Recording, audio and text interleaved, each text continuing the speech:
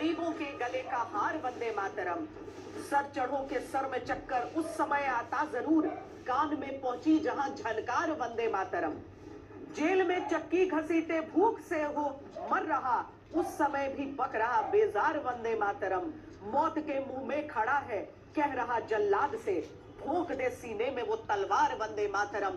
मुमकिन है रामप्रसाद बिस्मिल द्वारा लिखी ये 1930 की कविता, और आज आसमान में 4 Mi-17 हेलीकॉप्टर्स जो कि तीनों सेनाओं की ध्वजों को लेते हुए तिरंगे के साथ उड़ान भरते हुए राष्ट्रपति भवन की दिशा से कर्तव्य पथ पर आते हुए पुष्प वर्षा करते हुए। और ये जो Mi-17 1V हेलीकॉप्टर्स है, ये भारतीय वायुसेना के वॉर हॉर्स है, medium lift transport helicopter. Kargil की लड़ाई के बाद ये 1V जो और ताकतवर इंजन्स के साथ आए थे, सियाचिन का ग्लेशियर हो या गलवान, ये बहुत तेजी से युद्ध के साजो सामान को एक जगह से दूसरी जगह ले जाने में सक्षम। और अब बात इस वर्ष के parade commander lieutenant general Bhavnesh Kumar की। पैराशूट रेजिमेंट के अधिकारी हैं general Bhavnesh Kumar, third generation, खुद सेकंड जनरेशन ऑफिसर है। इनका बेटा भी इसी परेड में शामिल है, 61 कैवलरी की टुकड़ी की कमान कर रहा है।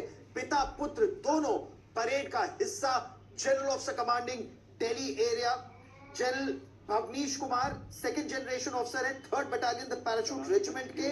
और इनके बारे में अगर मैं आपको बताऊं तो इन्होंने कुमाऊं रेजिमेंट 5th बटालियन को कमान किया था, उसके बाद स्ट्राइक कोर को कमान किया था, माउंटेन डिवीजन में रह चुके हैं, माउंटेन ब्रिगेड जम्मू कश्मीर में, रैपिड स्ट्राइक डिवीजन और वेस्टर्न बॉर्डर पर ये तैनात रह चुके हैं।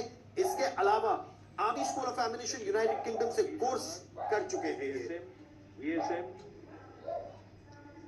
जनरल ऑफिसर कमांडिंग पिता भी इस परेड का भाग है, और पिता के बाद जो पहली अश्व टुकड़ी आएगी उसमें सुपुत्र सेना में कप्तान 61 कैवलरी, और इस बार 61 कैवलरी को भी आप एक अलग रूप में देखेंगे, युद्ध के हथियारों से सुसज्जित। पिछली बार पहली बार ऐसा हुआ था कि पिता पुत्र की जोड़ी नजर आई थी कर्तव्य पथ पर, और इस बार फिर आप उसे देख पाएंगे यहाँ पर। इसके साथ परेड जो सेकंड इन कमांड है मेजर जनरल नवराज ढिल्लों, उनको आप देख सकते हैं। तीसरी पीढ़ी के सैन्य अधिकारी हैं, आर्मर्ड रेजिमेंट का हिस्सा है।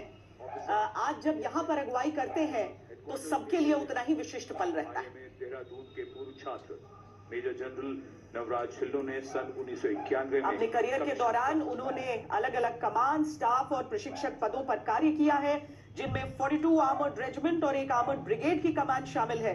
पश्चिमी मोर्चे पर जनरल स्टाफ के पदों पर कार्य किया है, एक कोर मुख्यालय के BGS रहे हैं, स्कूल ऑफ आर्मर्ड वॉरफेयर की कमान संभाली है।